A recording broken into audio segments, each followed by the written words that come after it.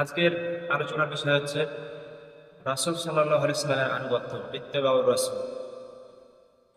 রাসূল সাল্লাল্লাহু আলাইহি সাল্লামের আনুগত্যের আগে আমাদেরকে বুঝতে হবে যে আনুগত্য কি, ইত্তেবা কি। আনুগত্য বলা হয় যেটাকে আমি হুবহু অনুসরণ করি।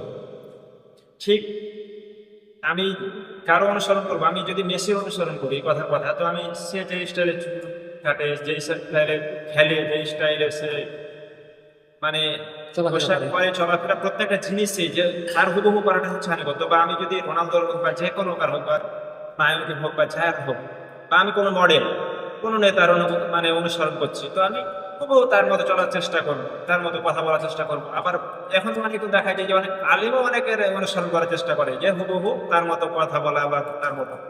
তো ইত্তেবা অর্থ হচ্ছে যে একবার হুবহু অনুসরণ করা।